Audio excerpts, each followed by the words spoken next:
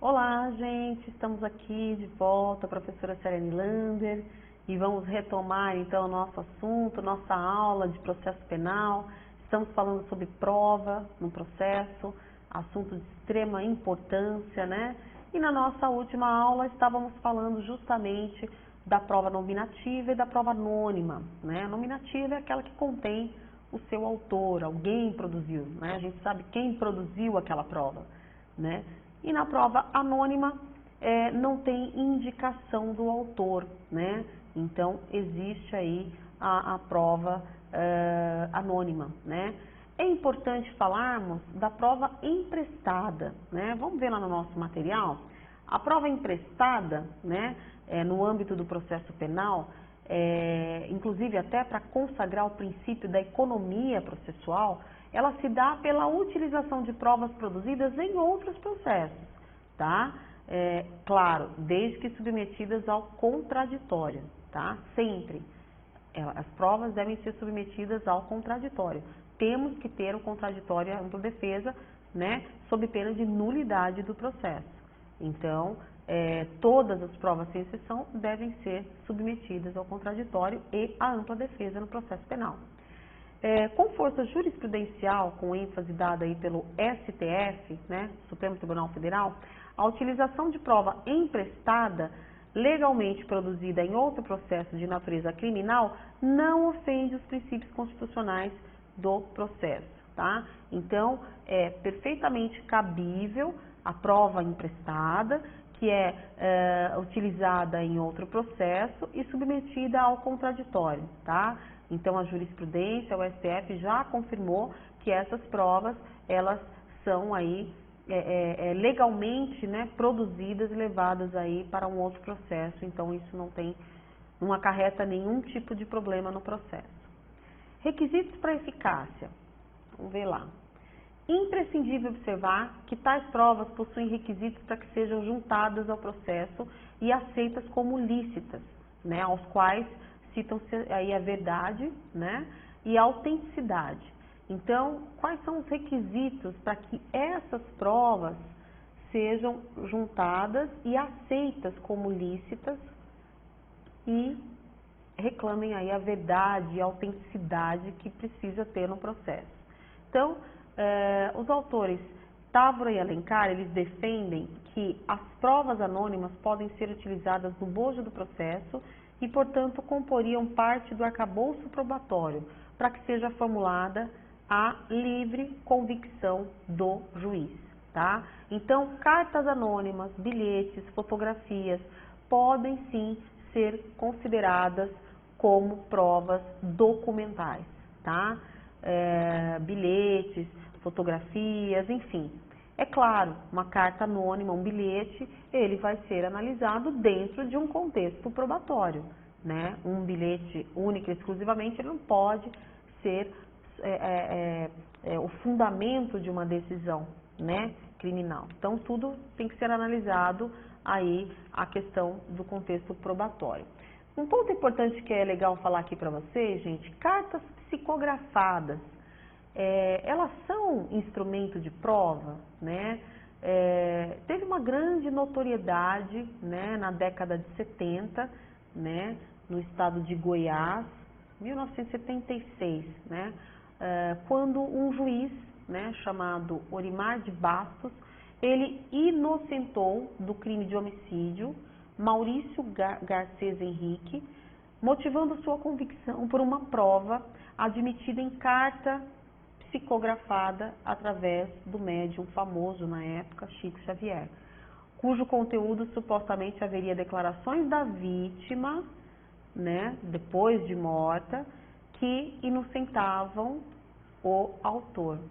Então, é claro que foi um assunto muito polêmico, né? Inclusive, no julgamento da Boate Kiss, teve a leitura de uma carta psicografada, né? Como uma das advogados de defesa dos réus levou aí, teve a leitura de uma carta psicografada como instrumento de prova. Então, até que ponto pode ser utilizado esse tipo de prova no nosso processo penal.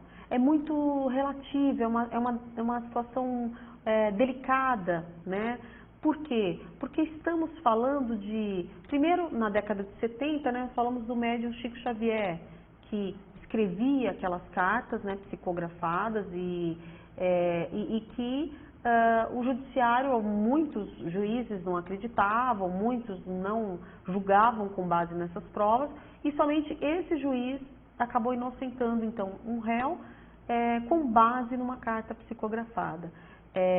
Imagino que ele tenha verificado todo o contexto do processo, mas o fato é que o ponto fundamental foi a carta psicografada. Atualmente, é muito difícil, né, que uma carta psicografada, né, possa ser objeto de prova única e exclusivamente para absolver ou para condenar alguém, né? Então, tem uma profunda discussão doutrinária, como nós falamos, e majoritariamente entendeu aí a doutrina que pela não juntada desse tipo de prova, tá? Então, essas provas, como cartas psicografadas, elas não são utilizadas, vamos dizer assim, como meio de prova atualmente no nosso processo penal. Isso não impede que as partes tragam, como eu disse a vocês, no caso da Boate Kiss, teve lá uma carta psicografada das vítimas, né? Mas não se dá atenção a esse ponto como aconteceu na década de 70, tá?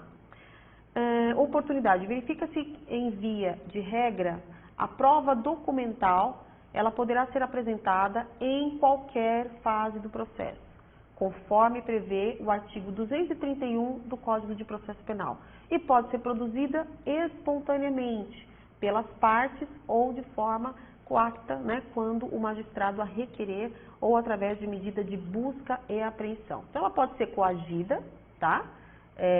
Quando o magistrado, o juiz, ele vai lá e determina a busca e apreensão do celular das partes, né? Naquele caso do Dr. Jairinho, né, teve aí um pedido de busca e apreensão dos celulares dele e da esposa, né? E o juiz determinou essa busca e apreensão, tanto que parece que eles jogaram o celular pela janela, coisas assim. Então, de qualquer forma, o juiz, ele, num primeiro momento, ele pode sim determinar a busca e apreensão de documentos, né, na casa da pessoa, busca e apreensão de celulares, tudo para elucidar os fatos ali tratados, né? Então, ela pode ser apresentada em qualquer fase do processo, isso é muito importante, qualquer fase, e pode ser produzida, como eu falei para vocês, espontaneamente, pelas partes, ou de forma coacta, ou de forma a ser coagida pelo juiz através de uma busca e apreensão, por exemplo, tá? Um exemplo de uma prova produzida pelas partes, eu citei para vocês na outra aula, daquele caso que o rapaz estava sendo acusado de um latrocínio, né, um crime gravíssimo, em um pequeno estabelecimento, e na verdade a família sabia que ele tinha ido para um outro local, e a família correu atrás de câmeras, ele foi a pé, então correu atrás de câmeras pelos quais ele caminhou, justamente para mostrar que ele estava num local diverso daquele onde aconteceu os fatos. E a família conseguiram câmeras que mostravam por onde ele estava andando, então ele foi inocentado, né? Ele foi inocentado, então foi uma prova produzida espontaneamente pelas partes, né?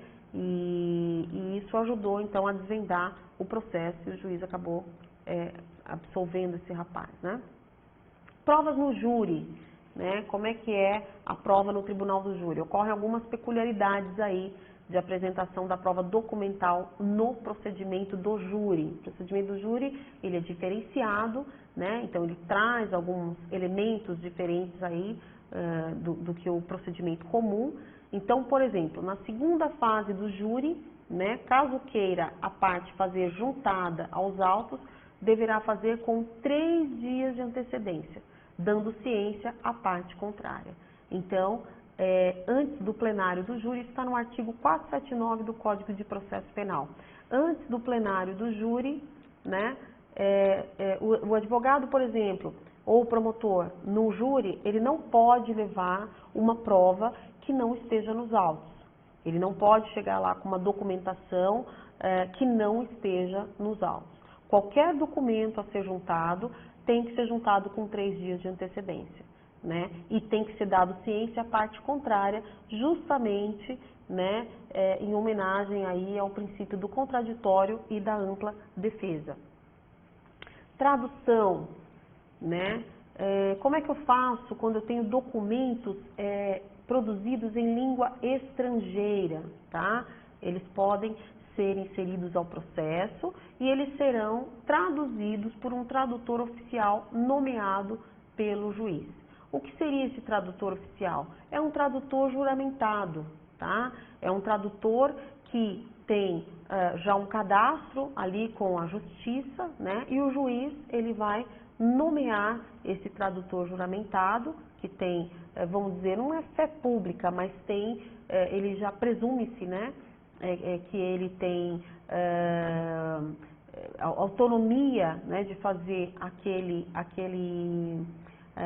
aquela tradução, né, de uma forma fidedigna, né, de uma forma autêntica, né, isso gera a presunção de autenticidade, né. Então, o tradutor juramentado, ele vai ser nomeado pelo juiz e o juiz vai, então, analisar toda aquela tradução, né, que ele é uma espécie de perito, vamos dizer assim.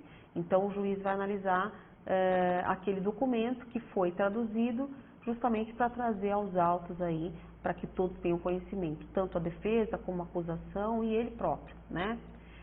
Depois nós temos aqui no nosso material devoluções, né. Por fim, documentos originais ao término do processo, não havendo motivos para que permaneçam nos autos, poderão ser devolvidos desde que ocorra prévia oitiva do Ministério Público e da retenção das devidas cópias. Então, documentos originais que estejam no processo, quando esse processo termina, né, não tendo motivos para que eles fiquem nos autos, eles podem ser devolvidos depois da manifestação do Ministério Público, né, e também da retenção das devidas cópias. Aonde está isso? No artigo 238 do Código de Processo Penal, né? O Código de Processo Penal, ele então traz para a gente essa questão aí da devolução das cópias. Bom, nesse bloco nós vamos ficar por aqui. No próximo bloco nós vamos falar de reconhecimento, então fiquem com a gente até o próximo bloco para a gente poder terminar esse assunto aqui de processo penal. Um abraço a todos.